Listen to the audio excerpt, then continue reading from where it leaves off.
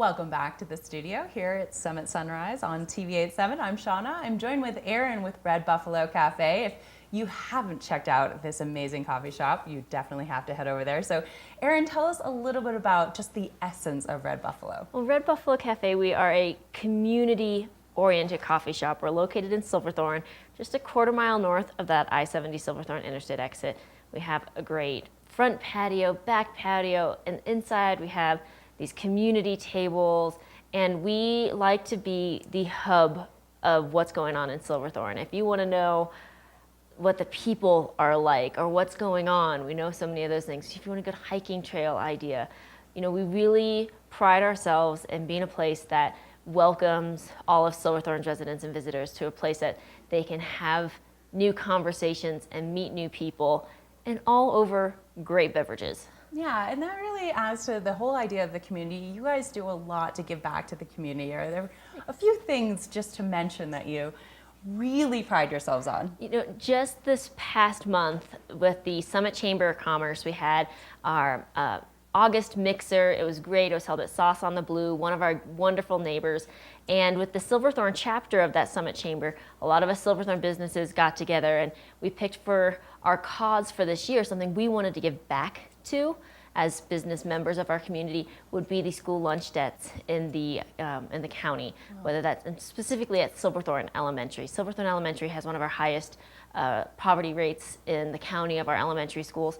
And it was just for us, especially the restaurant businesses on that Summit Chamber, that no kids in Summit County should ever have to worry about where their food is coming from for lunch. If their parents have enough money to pay for that, kids should not ever have to worry about that. And so it was our pride to really raise money so that we can donate back to our community. So we raised enough to eliminate these estimated school lunch debt at Silverthorne Elementary this year. We have a little left over. We're going to decide if we want to spread that out to our other schools. So That's so wonderful. Being involved, giving back, that's just one of the things that we're really proud of that we just did this past month. That's so wonderful. And not only being just such an amazing community coffee shop for everyone to gather at, you guys serve amazing coffee. So yes, this is, just tell us a little bit about what you brought. I brought you a Nutty Professor today. It's one of our signature drinks on our menu. It's a white chocolate macadamia nut latte with cinnamon and nutmeg, but people think, oh, that means it must be really, really sweet. We take so much pride in how our coffee tastes, where we're sourcing it from, that we want any extras to just be compliments to it. We don't want it to mask this taste of great coffee. We work really hard with the Specialty Coffee Association and the Baristas Guild of America to make sure we're following the strictest standards and how we're extracting what we know about it, the fun science behind it. So it's just a great process, and we can geek out forever on coffee science and tea science as well. I just love how this is so subtle. You have those flavors, the macadamia, they all kind of come, but it's like a fine wine. Yes. So you've compared coffee like a fine wine. So tell us how coffee is really made.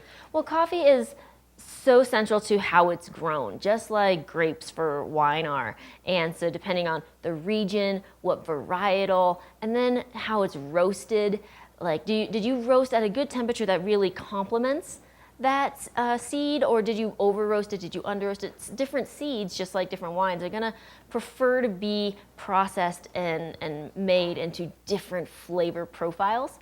And then it's our job as baristas to really make sure that we honor that whole chain of growing and processing and roasting to make sure we're getting the best out of that coffee as well. So it's just the highest quality. You guys have some of the highest quality teas and coffees. Tell us also a little bit about some of the wonderful teas you have there too as well. The teas are so amazing because they're all brewed from loose leaf. They're not just loose leaf stuffed in a bag. We actually brew them in an infusing basket for you. We have this jasmine green tea that when we steep it, the leaf just opens up. It's like a 2-inch long leaf. And I like to equate with tea. When you buying a tea bag, it's like buying boxed wine. And when you buy loose leaf tea, it's buying this really nice aged wine that's been decanted, and you just get so much more body out of it. You get more flavor, and you can play with it more too. You can mix and match them a little bit. We have a great very berry, just herbal collection, and I really like to mix that with sometimes that jasmine tea, or sometimes even a black tea. So it's just really fun. And I mean, you guys really take pride in the quality, but the timing of certain coffees and teas. Tell us a little bit about how you steep your tea or your Sure. You know, coffee is 98% water, and tea is going to be even a little bit more so. And so, how your product, whether it's tea or coffee, interacts with water, whether it's your steeping time, the temperature of it, turbulence, the size of the molecule that you're playing with, if it's a small piece or a big piece, they're all going to change how those flavors come out. And so you really have to know what you're aiming for, what's going to be your final product that you want to get out of it, because water is the key figure there. So, I mean, if you're a connoisseur of coffee or you're a connoisseur of tea, you are not going to be disappointed because those guys do an amazing job. But if people want to come because they're already, where do they go? So you come to 358 Blue River Parkway in Silverthorne. Like I said, that's just a quarter mile north of that I-70 Silverthorne interstate exit. We're open 7 days a week. We will be open on Labor Day as well. And if you want more information, we put up fun articles or coffee tips. You can go to our website, which is redbuffalocafe.com, or you can visit us on Facebook, which is /Red Buffalo Cafe. You guys have a lot of fun photos over there as well. We try to. Gosh, there's so many things.